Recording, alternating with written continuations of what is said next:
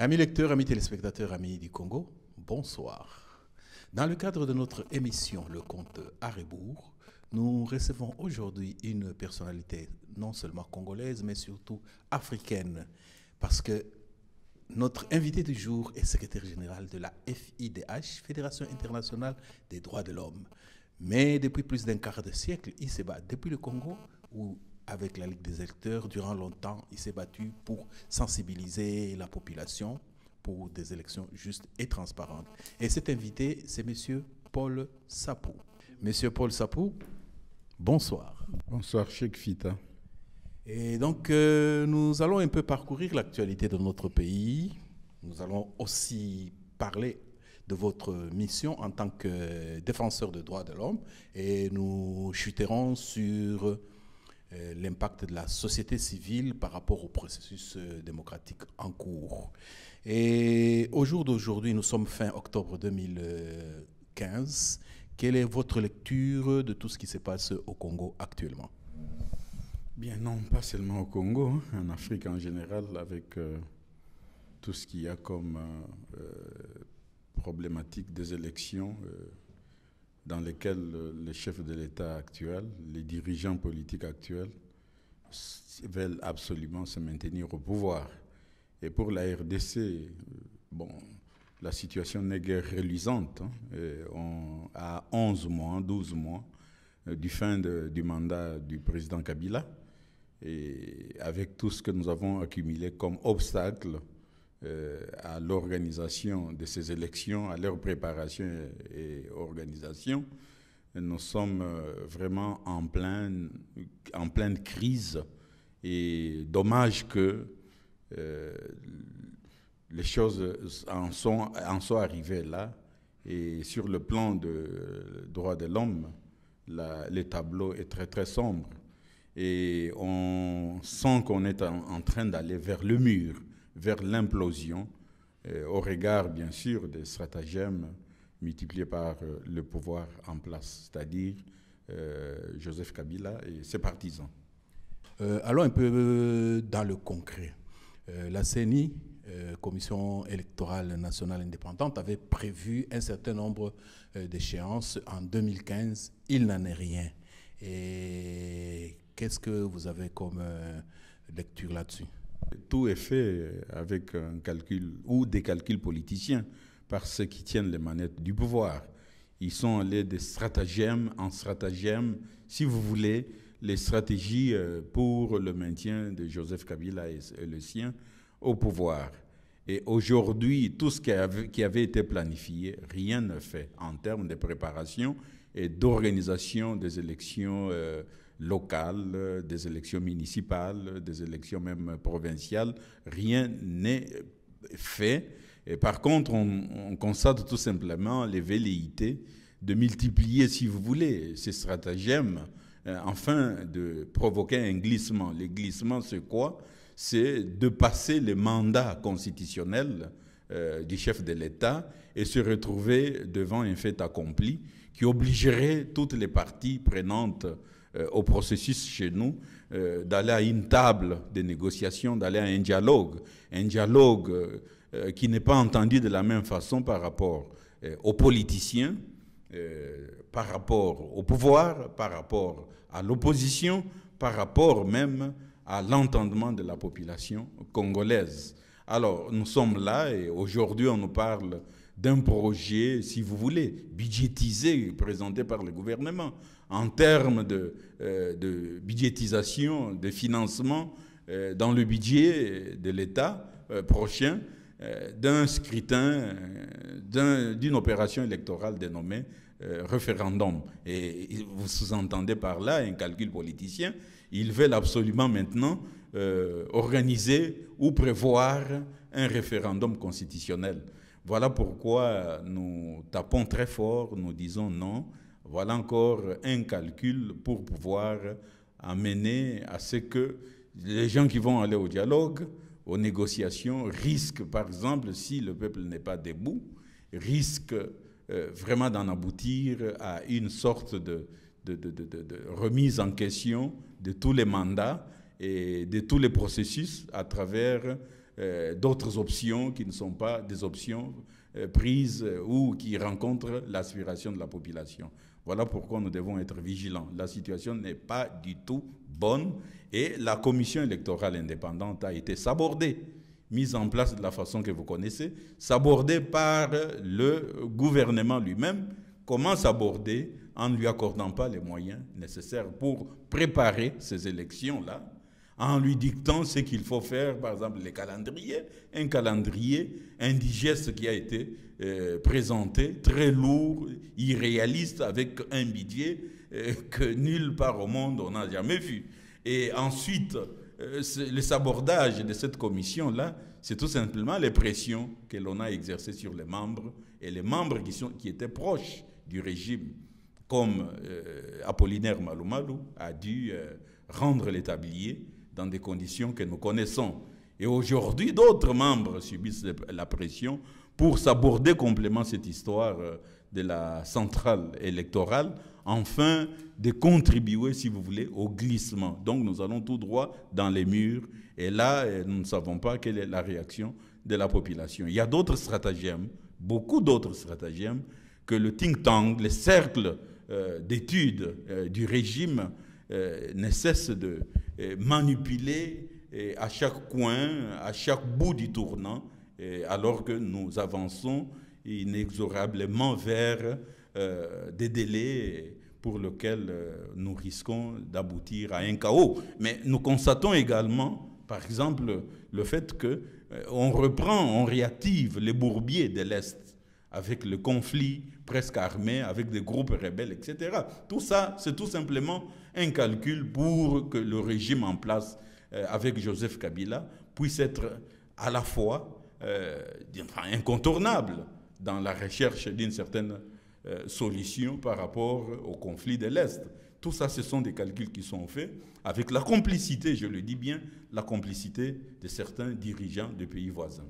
Nous rappelons que non seulement vous êtes congolais, mais vous êtes surtout secrétaire général de la FDH et vous vous occupez de l'Afrique. Nous y reviendrons, mais restons d'abord encore une fois à RD Congo. On a vu que dans ce qu'on appelle la majorité présidentielle, il y a des défections, il y a des gens qui émettent notre son de cloche, etc. Pensez-vous que c'est un hasard ou c'est retournement de veste ou disons les gens qui quittent le bateau, ça peut s'amplifier?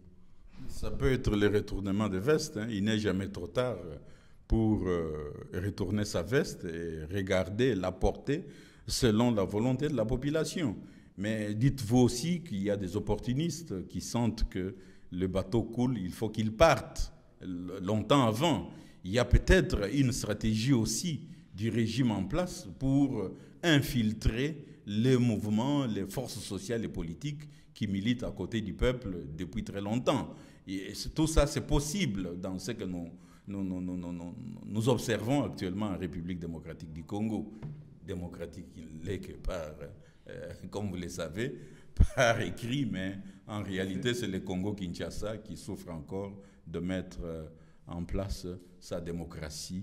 Alors, tout ça, ça rentre dans le cadre des stratégies. Mais ce qui nous gêne, nous, dans cette façon de faire du régime et qui nous ridiculise, c'est le fait que les mêmes personnes qui étaient avec elle, avec lesquelles toute la gestion a été faite, ces mêmes personnes, quand elles quittent, elles deviennent de diables avec de longues queues, des diables qu'il faut vraiment présenter pour la vindicte populaire.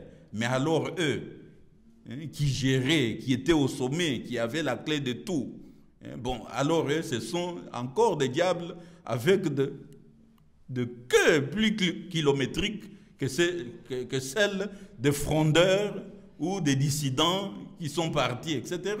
Ça démontre comment on a géré avec légèreté ce pays. Et nous, des droits de l'homme, nous ne cessons de le dire.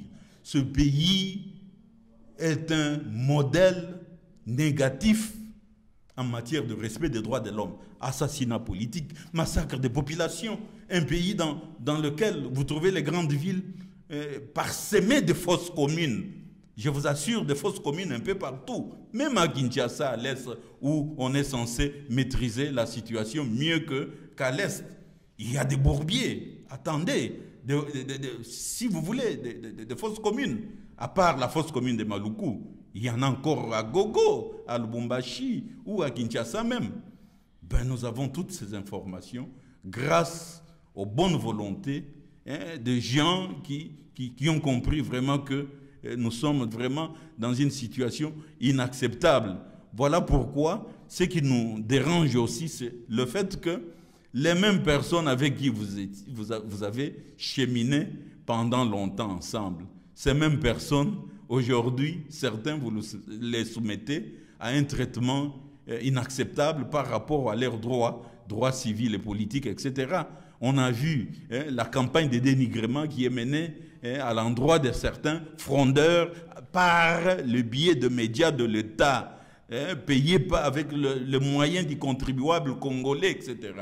Ça, c'est du jamais vu. Voilà pourquoi nous disons que tout ça nous donne la mesure du travail qu'il faut faire en termes de la justice contre même ceux-là qui sont en train de poser de tels actes. Donc, il n'y a plus de modèles. Les modèles, ce n'est pas ceux qui sont au sommet. Les modèles, ce n'est pas Kabila. Les modèles, ce n'est pas Mende. Les modèles, ce n'est pas Kanyama. Les modèles, ce n'est pas Kalev. Aujourd'hui, il y a des assassinats. Il y a des arrestations. Dans des processus inacceptables. Vous enfermez les gens, vous leur privez de leur liberté, vous les jetez en prison, d'autres en meurent, d'autres sont, je ne sais pas moi, disons, empoisonnés, etc. Voilà des choses qu'il faut décrier. Je vous dis que la peur qui conduit à tous ces stratagèmes pour garder le pouvoir, c'est la peur de n'avoir pas ce pouvoir et partant de n'avoir pas l'humilité nécessaire.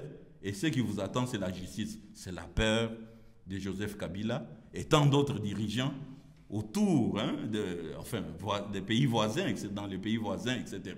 C'est ça la peur. Mais les Congolais vont se décider sur le plan politique, etc. Les Congolais doivent se décider si on doit mettre en branle un processus de justice, vérité, réconciliation, tout ça, puisqu'on a toujours sacrifié la justice à l'autel d'une certaine paix politique, une paix sociale. Voilà, on vous place là, ce n'est pas pour dire maintenant que voilà, commencez à tuer, etc. Les mêmes personnes qui vous soutiennent là, puisqu'il y a des intérêts, ces mêmes personnes-là, quand le peuple va se retourner contre vous, ces mêmes personnes-là vous diront, est-ce que nous avions autorisé de tuer, de massacrer les populations, d'assassiner Floribert Chebeya et Bazana, et tant d'autres? Voilà comment les choses fonctionnent. Voilà comment nous comprenons, nous qui allons dans des instances internationales, il y a une chose pour la modestie, on vous dit, voilà, c'est ça, mais la réalité est telle que vous avez affaire à des dirigeants qui ont échoué sur toute la ligne. Vous avez un peu ouvert la porte que j'aurais aimé pousser.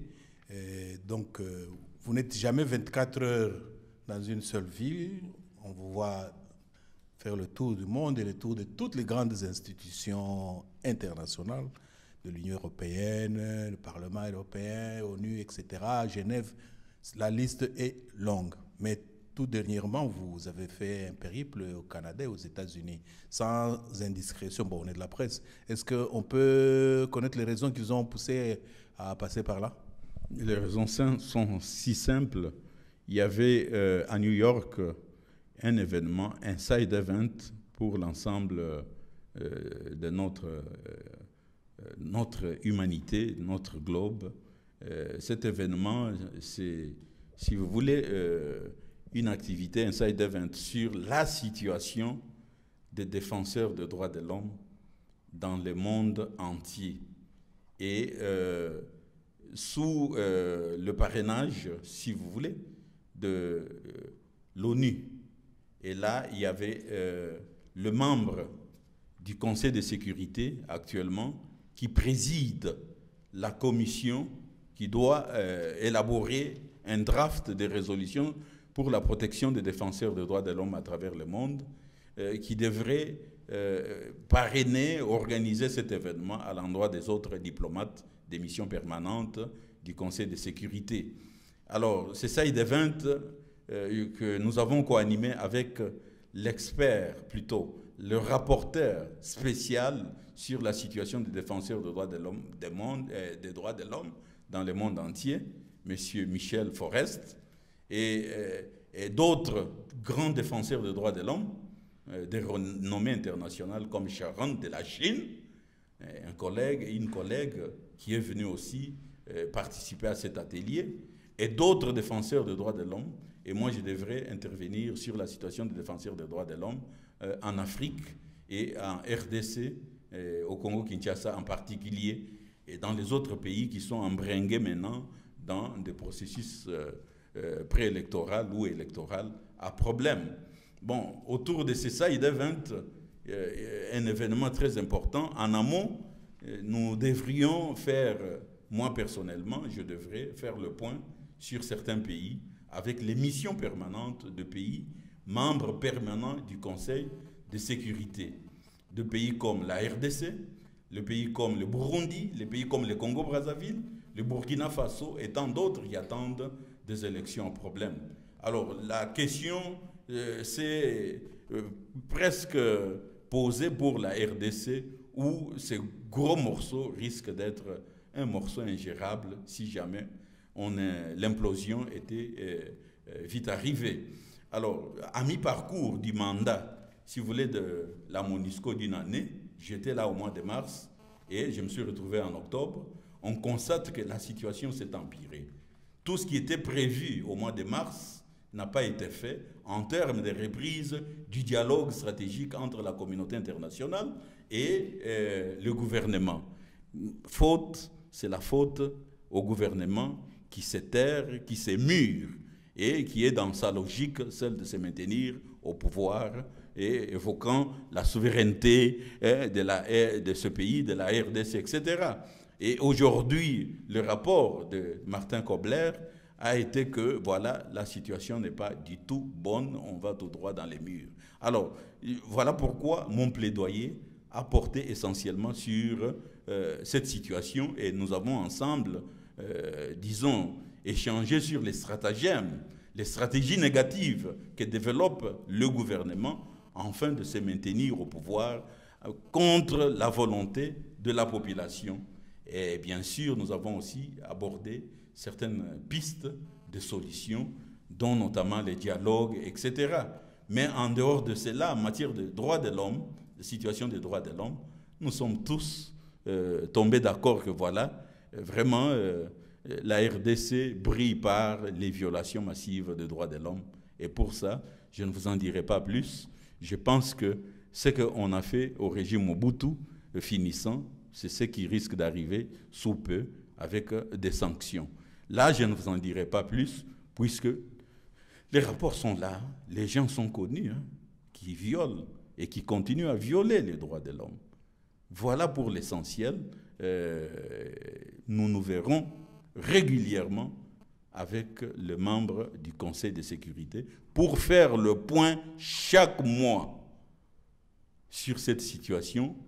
Et voilà, on avait aussi évoqué d'autres situations de pays comme le Burundi, comme le Congo-Brazzaville, comme le Rwanda, etc. Donc voilà le résumé de ma mission, et en passant bien sûr par Montréal, où je me suis entretenu dans une conférence débat avec des compatriotes congolais et africains qui avaient soif d'apprendre un peu d'échanger un peu sur ce qui se passe en ce moment sur notre continent. Nous allons progressivement vers le deadline, vers la date où nécessairement il devrait y avoir passation de pouvoir entre le président sortant et le président élu, mais nous n'y sommes pas encore dans notre pays. Il y a, dans un processus démocratique, il y a l'opposition, il y a le pouvoir, mais on a vu en Tunisie, on a vu au Burkina Faso qu'il y a une force incontournable qui finalement a pratiquement le dernier mot, c'est la société civile. Vous êtes activiste des droits de l'homme et de la société civile depuis plus d'un quart de siècle. vous avez vécu les moments forts de la société civile congolaise. Et si vous devriez faire une critique de son évolution, qu'est-ce que vous direz de la société civile aujourd'hui en RD Congo? La société civile congolaise a régressé dans son ensemble parce que, quelque part, il nous a manqué de bons stratèges en général de notre communauté, la communauté congolaise. Ces stratèges devraient, par exemple, entretenir la population, notre population, à demeurer vigilante tout au long des processus, si vous voulez, tout au long des enjeux importants, tout au long des dispensations sociopolitiques importantes que nous avons traversées, notamment la conférence nationale souveraine. Avant, pendant, cette population était debout, mais après, elle s'est lavé un peu les mains, elle est retournée à ses activités avec l'espoir que maintenant, les choses pourront peut-être avancer. Mais c'était une erreur. Il fallait que les stratèges estiment qu'il y a eu des pseudo-démocrates qui, au lendemain du discours du 24 avril 1990, se sont versés dans des discours trompeils qui ont fini par berner, endormir le peuple. Et là, nous nous sommes retrouvés avec un peuple qui n'a pas pu rester debout pour veiller au grain. Et on nous a amenés dans un cycle de conquête du pouvoir par la force, par les armes, etc. Et finalement, c'est la paix des braves, des seigneurs de guerre que l'on a installée. Ils sont arrivés aux commandes du pays, ils ont géré la transition, une fausse transition mal gérée. Et finalement, nous nous retrouvons là avec des gens qui pensent que par la force, nous allons continuer à régner. Et ils sont là aujourd'hui au pouvoir. Kabila sort de là, etc. Alors pour le moment, suite à l'échec de sa gestion et avec son équipe, pour le moment, le peuple dit non. Non à son mandat, non à tout ce qui lui représente, etc. Et pour ce faire, je pense qu'il faudrait que les forces progressives, qu'elles soient politiques ou sociales, se mettent ensemble à côté du peuple pour que ce peuple revendique, retrouve sa liberté, retrouve ses droits, que la justice règne. Alors pour cela, avec tout ce qu'on nous propose maintenant, aller au dialogue, c'est très bien. Le dialogue est une vertu. Mais nous conditionnons ces dialogues-là. Nous disons qu'il ne soit pas un dialogue pour se maintenir au pouvoir. Non. Si les opposants peuvent réussir à éviter le maintien de l'équipe de Joseph Kabila au pouvoir, bravo. Mais nous demandons que ce même peuple soit vigilant maintenant, pendant toutes les négociations, si négociations il y aura, et également après les négociations. Sans cela, ça sera difficile. Un petit malin pourra reprendre le pouvoir et nous retrouver encore dans une très grande impasse. Voilà pourquoi nous disons encore une fois, mettons-nous debout, et la société civile congolaise doit s'inspirer des exemples des autres sociétés civiles que vous avez citées. Au Burundi, même s'il y a un problème, ils sont debout. Et au Burkina Faso, vous voyez ce qu'ils font depuis la fuite qu'ils ont fait partir Blaise Compaoré, etc. Bon, au Congo, Brazzaville, ils sont debout. Et aujourd'hui, on parle d'un grand mouvement. Bon, avec toutes ces forces progressives, qu'elles soient politiques ou de la société civile, vous sentez qu'ils sont là. Et tous ces mouvements-là, de femmes, de jeunes qui disent non, on en a marre, nous devons nous mettre ensemble pour éviter certains dérapages ou certaines récupérations politiciennes, puisque au pays, en RDC, il y a encore les forces du mal.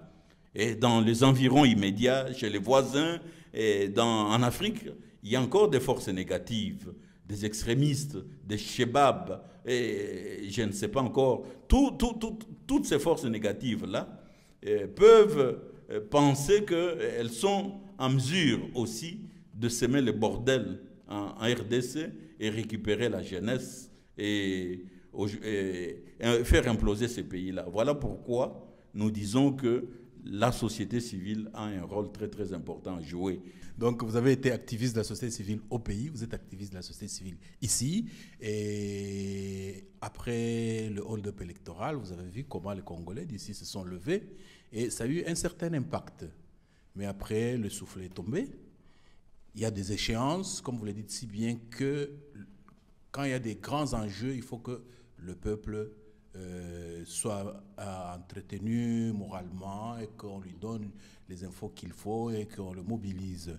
Vous êtes un des initiateurs de cette interface entre la société civile ARD Congo, où vous avez beaucoup de réseaux, et ici. Et qu'est-ce que vous pouvez dire à propos de cette antenne monde de la société civile ARD Congo? Qu'est-ce qu'il faut encore pour booster? Qu'est-ce qu'il faut comme aiguillon pour que les gens s'impliquent davantage dans ces activités-là? Eh bien, il faut réactiver cette société civile que nous avons vécue lors de la conférence nationale souveraine, en la réactivant à travers de projets comme des initiatives comme Antenne Monde, Société civile de la RDC, qui sont toutes est une réactivation, si vous voulez, des synergies nécessaires entre les acteurs non étatiques, leurs structures au pays, et les acteurs non étatiques ici au nord, à l'extérieur, puisque là, il y a moyen d'agir, de faire pression, de sensibiliser à fond la population. Et là, je vois toutes les structures qui se mettent en place, même les réseaux internationaux de nos amis qui se met en place et qui est aussi opérationnel et qui a l'initiative d'organiser l'observation électorale. Et bon, si à travers, avec Antenne Monde, on peut faire que les Congolais de chez nous, lui-même, soient l'observateur, les défenseurs de ses propres élections, le moment venu, ce serait une bonne chose. Et nous, ici au Nord, nous pouvons, par exemple, relayer le vrai problème que rencontre cette société civile et le résultat que ces acteurs locaux, nationaux, auront récolté des résultats qui expriment la réalité de ces élections-là. Et nous pouvons anticiper même et sensibiliser l'opinion et dénoncer tout projet de tricherie ou, si vous voulez, tout projet de déviation, si vous voulez, de l'objectif de ces élections et de ces résultats. Là, ce sont des initiatives qu'il faut et nous allons les soutenir. Et le monde n'attend que ces initiatives-là, puisque, comme vous le savez, vous l'avez si bien dit, les acteurs existent au Congo. Nous, par exemple, à la Ligue des électeurs, en son temps, nous avons formé plus de 30 000 observateurs nationaux des élections et animateurs du mouvement démocratique dans toutes les provinces. Et même des endroits que vous ne pouvez pas vous imaginer. Nous avons pris des pirogues, nous avons marché dans les sentiers, nous avons pris même des motos, etc. Beaucoup de risques. Nous avons passé la nuit à la Belle Étoile, on a formé ce beau monde. Et imaginez-vous la commission Malou Malou, la commission électorale Malou Malou, la commission électorale Ngoï Mulunda n'a pas utilisé ces ressources-là. Tout simplement, c'était le clientélisme. Ils ont mis dans la centrale électorale leurs amis, leurs frères. Au poste, aujourd'hui, les secrets sont en train d'être divulgués. Comment ils ont détourné l'argent, etc. Nous les disions déjà en son temps que voilà, tout ça s'est biaisé et ça a donné les résultats aujourd'hui qui prouvent que vraiment on a géré à la, je ne sais pas moi, à la légère ce pays. Voilà pourquoi cette société civile doit se mettre debout et des moyens, on va les trouver, puisque les moyens humains valent plus que, avant tout, c'est grâce aux ressources humaines qui pourront réfléchir comment avoir ces moyens-là. Les moyens sont là et sont disponibles, quitte à savoir comment aller les chercher à partir de la mobilisation de tous les atouts qu'il y a au niveau de ces ressources humaines. Bien, merci, Monsieur Paul Sapou. Ça a été un plaisir pour nous de vous recevoir. Et avant de nous séparer, si vous avez un dernier mot. Le dernier mot est simple, hein, et pour écouter, peuple congolais, mettons-nous debout avant, pendant chaque étape ou dispensation qui doit nous amener aux élections que nous attendons bien, comme élections qui devraient sanctionner tout celui qui a géré ce pays avec en tête Joseph Kabila, les leaders de tout ce que nous déplorons actuellement. En même temps, nous devons aussi faire attention et éviter de tomber dans des pans où on nous amène trop bas dans la légèreté, c'est-à-dire les tribalismes, l'opportunisme. On a vu ça, ça fait des dégâts dans certains milieux, etc. Aujourd'hui, dans ce qu'on appelait les combattants, vous voyez des gens qui sont un peu soudoyés à gauche, à droite, hein, puisque ces gens-là qui tirent les ficelles ne veulent pas mourir, puisque lorsqu'il y aura un état de droit, ça sera difficile que dans un état de droit, on puisse reléguer au second rang les crimes, les violations qui ont été commises et des violations qui sont imprescriptibles, par exemple les crimes de sang. Voilà pourquoi il faut demander à cette diaspora de revenir au bon sentiment, au bon comportement de sensibilisation, hein, dans la paix, le débat, dans la paix, tout en regardant ce qui se passe réellement au pays. Et nous, défenseurs des droits de l'homme, s'il vous plaît, battons-nous pour que ceux qui ont violé les droits de l'homme continuent à les faire, etc. Nous défendrons tout le monde, hein, quelle que soit sa connotation politique, pourvu que ce droit soit violé.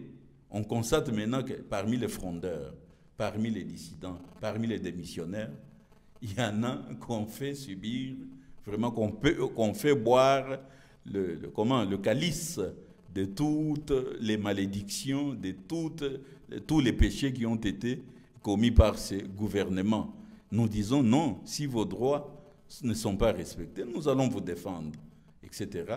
Mais c'est au peuple de sanctionner positivement ou négativement chacun de nous qui a géré d'une façon ou d'une autre. Mais j'avertis aussi ceux qui sont aux manettes. Si vous continuez à agir, à tuer, à violer, à vraiment les compatriotes, vous serez récupérés. Le monde devient un village. Il n'y a pas de secret en matière de violation des droits de l'homme. Alors ça, il faut éviter. Bientôt, la CPI va encore vous prévenir. Donc voilà, ne soyez pas étonnés, mais c'est ça qui pourrait arriver. Amis lecteurs, amis téléspectateurs, amis du Congo, ça a été un plaisir de nous suivre jusqu'au bout dans cette émission.